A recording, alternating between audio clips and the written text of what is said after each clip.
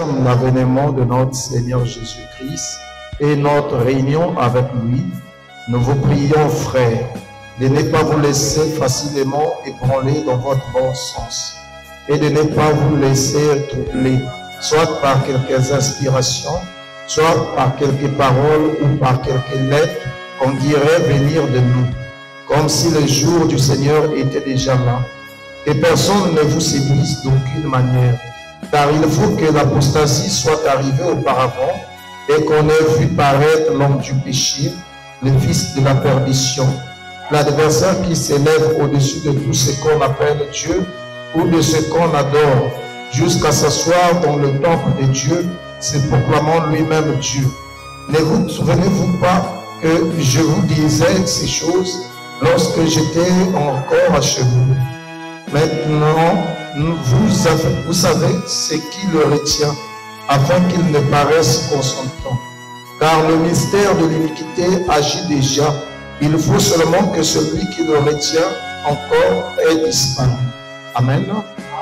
Vous pouvez vous asseoir. Donc, nous sommes toujours en train de continuer notre sujet. Nous savons que nous avons parlé de beaucoup de choses là-dessus. Donc là, nous allons essayer d'avancer. Donc, la fois passée, nous étions arrêtés sur le mystère de l'iniquité qui agit déjà. Donc, ça, c'est Paul qui est en train de parler. Paul n'était pas n'importe quel homme. C'était un homme que Dieu avait utilisé afin d'apporter la parole au peuple païen, aux gentils. Je crois qu'il a été déjà, il a aussi commencé chez les Juifs, mais c'était des païens plus sensibles, qui étaient sensibles plutôt. Donc, il pouvait dire que dans le livre de Actes 13, verset 46, juste vers 48, c'est à vous premièrement qu'il était donné de connaître le mystère du royaume, comme si vous vous êtes trouvé indigne, je me tourne vers les nations, vers les païens, comme le Seigneur me l'a dit. Donc, c'était un homme exceptionnel. Donc, Dieu lui a parlé déjà de l'avènement de l'Antichrist et qu'est-ce qui devait se passer. Vous savez, il faut garder dans la tête que nous sommes à un temps où les événements du dernier temps sont en train de se faire voir devant nous. Donc, il faut être aveugle pour ne pas voir cela. Donc, nous étions en train de parler de ce que c'est un mystère. Et le mystère, c'est une vérité qui était cachée, ou encore quelque chose qui était caché et qui maintenant est révélé, dans lequel reste toujours attaché un élément surnaturel. Donc, le mystère est une vérité qui était d'abord cachée et qui est maintenant divinement révélée, dans lequel reste toujours attaché un élément surnaturel. Bon, maintenant, le problème, c'est que il ne s'agit pas de n'importe quel mystère. Il s'agit du 9e mystère, ce qu'on appelle encore le mystère de l'iniquité. Donc, parmi les grands mystères qui a été mentionné par le prophète, il cite l'iniquité comme le 9e mystère. Bon, maintenant, je vais lire d'abord qu'est-ce qu'on entend par l'iniquité. D'après le prophète, dans le livre Soyez certains de Dieu, prêché le 25 janvier 59, le paragraphe 20, il dira ceci: et je leur dirai ouvertement, retirez-vous de moi, vous qui commettez l'iniquité. Qu'est-ce que l'iniquité? C'est quand vous savez faire ce qui est bien et que vous refusez de le faire. Je ne vous ai jamais connu, dira-t-il. Je vais prendre notre écriture. Le jour là où il parle de l'iniquité, je vais prendre les joints du temps de la fin. Les joints du temps de la fin, prêché le 25 juillet 1965, paragraphe 190. Qu'est-ce que l'iniquité? Demandez à quelqu'un. C'est quelque chose que vous savez que vous devriez faire et vous refusez de le faire. Ils connaissent cette parole. ils l'entendent. Vous écoutez cette bande. Vous écoutez ce message. Vous voyez le Seigneur Dieu le dire.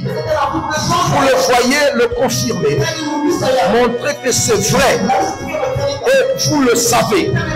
C'est aussi clair que le soleil qui brille dehors. Mais vous qui allez rester attachés à votre dénomination, attaché à ces choses fausses, vous ouvriez de l'iniquité. Oh oui, j'ai tenu de grandes campagnes, j'ai fait ceci, j'ai fait cela. Retire-toi de moi, ouvrier d'iniquité. Je ne t'ai jamais connu. Amen. Donc là, on nous dit que qu'est-ce qu'un ouvrier d'iniquité? Qu'est-ce que l'iniquité? Si une personne arrive par exemple là, quelqu'un te touche par exemple, par colère tu gifles la personne.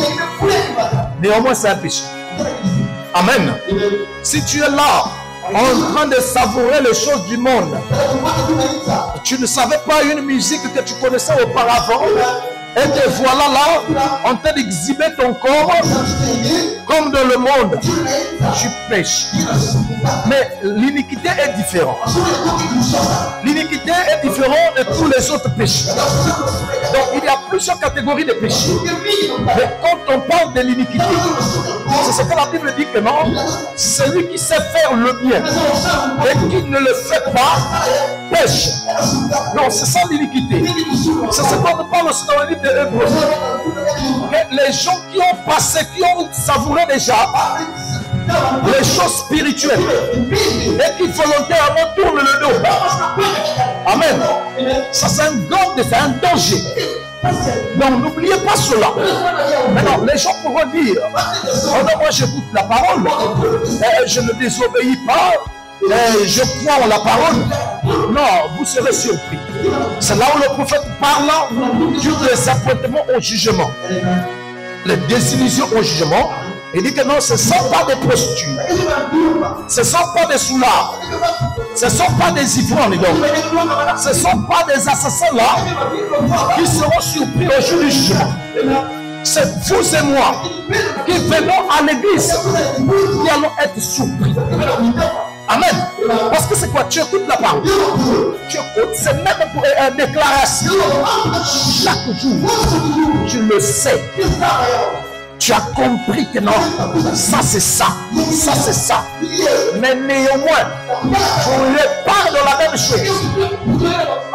C'est là où on l'appelle un ouvrier d'iniquité. Amen. Donc vous voyez que non, c'est grave. Je vais essayer un peu de citer certaines choses. Imaginez que tu es chrétien. Tu écoutes la parole. Et la parole te dit que non, un chrétien ne doit pas avoir de petites amies, ne doit pas avoir de copines ou de copains. Tu écoutes cela. Amen. Regarde notre mensonge. Ah, bon Seigneur, libère-moi de cela. Arrêtons de faire semblant. Il y a des choses qui sont des semblants. Oh non Seigneur, vraiment je vais laisser cela. Quand on vient à l'église là, c'est comme si de rien n'était. Regarde, une personne qui a la volonté de quitter certaines choses, vous allez remarquer ça. Quand vous n'avez pas cette volonté là, même le numéro de la personne, vous gardez dans votre téléphone. Quand vous n'avez pas cette volonté, vous passez même dans la même zone, là où la personne là se trouve. Ça veut dire que tu n'as pas la volonté. Ça c'est ce qu'on appelle l'iniquité. Tu as la volonté de rester tel que tu es. Il y a beaucoup de gens qui savent bien qu'il y a certaines choses qui souillent ton âme. Des films mauvais, des musiques du monde. Mais tu en as dans ton téléphone. Tu entends la parole de Dieu. Mais tu fais expressément. Oh non, non Seigneur, toi-même tu sais. Quand tu vas me changer à l'intérieur, c'est là où je vais changer à l'extérieur. Tu es un ouvrier de l'iniquité. Tu fais semblant. Vous le savez bien que la parole de Dieu dit que chaque personne doit être dans son lieu de service. Tu dois être là à écouter la parole. Mais expressément. Aujourd'hui, je ne vais pas partir. Demain, je vais partir. Aujourd'hui, je ne vais pas partir. Demain, je vais partir. Alors dis-moi. Parce que c'est quoi? Le péché, c'est quoi? Briser la loi. Briser ce que Dieu a dit. Amen. Parce que Dieu, vous êtes bénis dans le lieu céleste en Christ, ensemble, d'un commun accord. Dieu veut que non, il est doux et agréable pour le bien-aimé d'être ensemble.